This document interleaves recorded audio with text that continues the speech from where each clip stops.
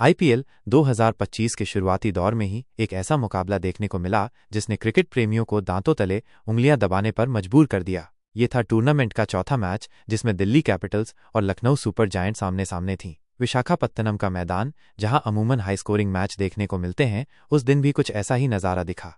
लेकिन अंत ऐसा हुआ जिसकी किसी ने कल्पना भी नहीं की थी। लखनऊ सुपर जायंट्स की तूफानी बल्लेबाजी, 209 रनों का विशाल स्कोर।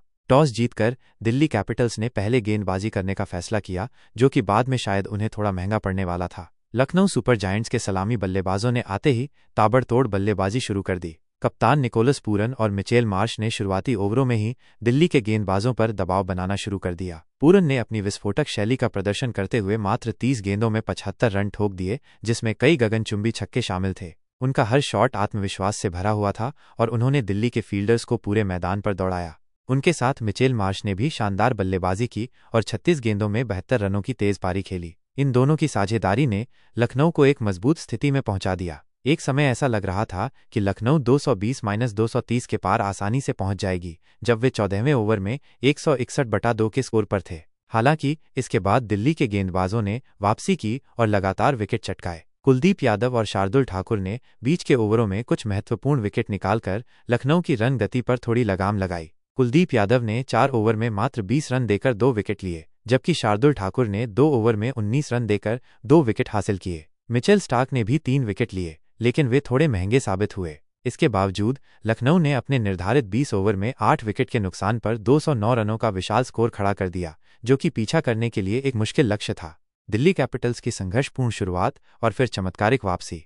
210 रनों के लक्ष्य का पीछा करने उतरी दिल्ली कैपिटल्स की शुरुआत बेहद खराब रही। पहले ही ओवर में उन्होंने अपने 2 महत्वपूर्ण विकेट गंवा दिए, जिससे टीम पर काफी दबाव आ गया। उनके शीर्ष क्रम के बल्लेबाज सस्ते में पवेलियन लौट गए और दिल्ली की टीम 65/5 के स्कोर पर संघर्ष कर रही थी। उस समय मैच पूरी तरह से लखनऊ के पाले में दिख रहा था और उनकी जीत लगभग तय लग रही थी। लेकिन क्रिकेट में अक्सर ऐसे पल आते हैं जब कोई अनजाना खिलाड़ी हीरो बन जाता है। इस मैच में वो नाम था इम्पैक्ट सब्स्टिट्यूट आशुतोष शर्मा का। उनके आने से पहले डेब्यू कर रहे विपराज निगम ने 15 गेंदों में 39 रन बनाकर कुछ उम्मीदें जगाई थीं, लेकिन असली खेल तो आशुतोष शर्मा ने दिखाया। उन्होंने क्रीज पर आते ही बेखौफ बल्लेबाजी शुरू कर दी। लखनऊ के गेंदबाजों को समझ ही नहीं आ रहा था कि इस युवा बल्लेबाज को कैसे रोका जाए।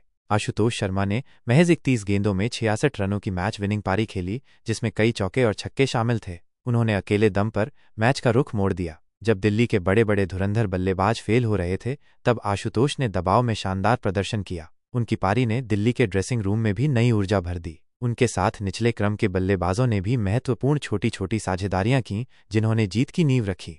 मैच आखिरी ओवरों तक खिंचा और रोमांच अपनी चरम सीमा पर था। आखिरी ओवर में दिल्ली को जीत के लिए कुछ रन चाहिए थे और विकेट भी कम बचे थे, लेकिन आशुतोष शर्मा ने अपनी नसों पर नियंत्रण रखा और संयम के साथ खेलते हुए टीम को जीत दिलाई। दिल्ली कैपिटल्स ने 19.3 ओवर में 9 विकेट के नुकसान पर 211 रन बनाकर यह अविश्वसनीय मैच 1 विकेट से जीत लिया।